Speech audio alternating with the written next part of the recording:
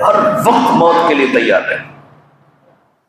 اس کی کوشش کرنی ہے چاہے جب ملک الموت آ جائیں میرے دامن میں کسی گناہ کا دبا نہ ہو،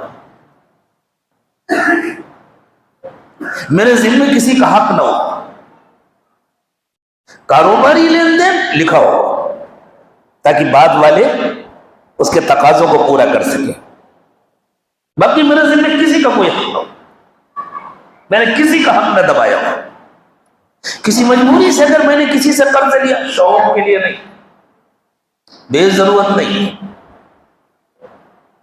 حضور اکرم صلی اللہ علیہ وسلم کی نگاہوں میں قرض اتنی بڑی مصیبت تھی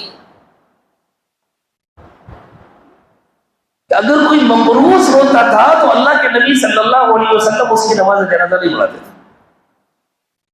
صحابہ اگر کسی کا جنازہ آیا تو حضور پوچھتے تھے اس کے ذمہ کوئی قرض تو نہیں ہے؟ اگر پتہ چلا ہاں قرض ہے تو اس نے جو ترکہ چھوڑا ہے اس میں اس قرض کی ادائیگی کا انتظام ہے. مثلا جتنا قرض تھا اتنا چھوڑ کر کے گیا کہ اس سے ادا ہو جائے. جی ہے، ٹھیک ہے.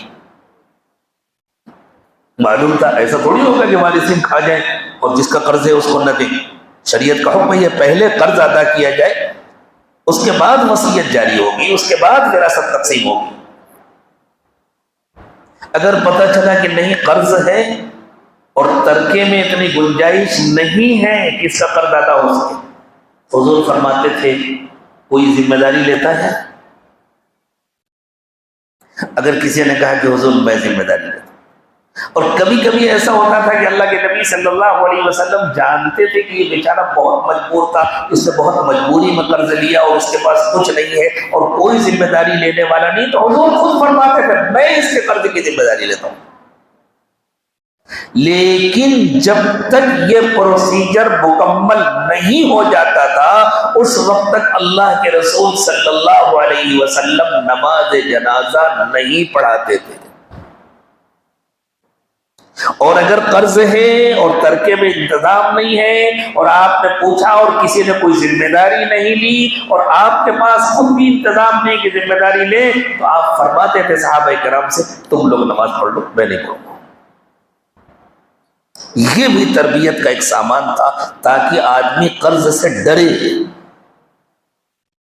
جب دل سے قرض کا ڈر نکل جاتا ہے نا تو پھر فضول خرچی کی عادت ہوتا ہے. یہ بھی کر لو، یہ بھی کر لو، یہ بھی کر لو. آج کل تو روزانہ آفر آتی ہے بینکوں سے، یہ لے لیجیے، مکان کے لیے قرض لے لیجیے، دکان کے لیے قرض لے لیجیے، گاڑی کے لیے قرض لے لیجیے، فلاں لے لیجیے، فلاں لے لیجیے. ایک مرتبہ ہمارے پاس بینک سے فون آیا، تو آتے ہی رہتے، تو وہ بینک نے طے کیا ہے آپ کو گاڑی کے لیے اتنا قرض مل جائے گا، آپ ہم سے لے لیجیے، نئی گاڑی لے لیجیے، ہم دلا دیں گے آپ کو.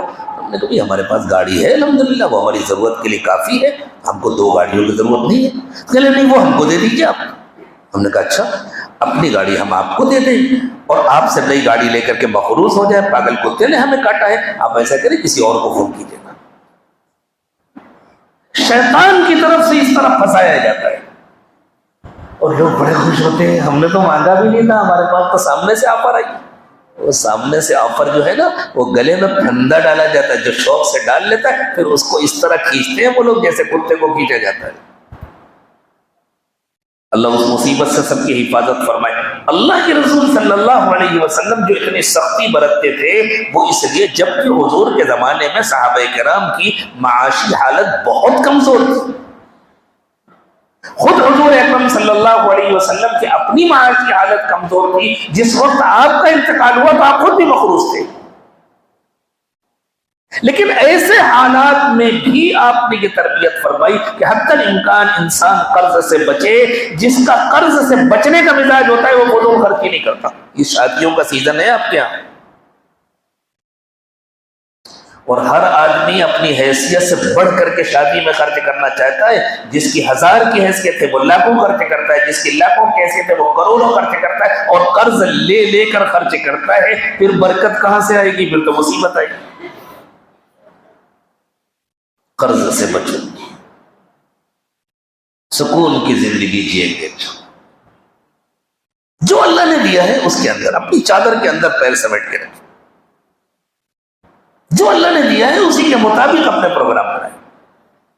فضول خرچی سے بھی بچیں، قرض لینے سے بھی بچیں، فضول خرچی سے بھی بچیں، اور سب کے حقوق ادا کریں، ہر وقت اس کے لیے تیار رہیں، جب اللہ بلا لے ہم حاضر۔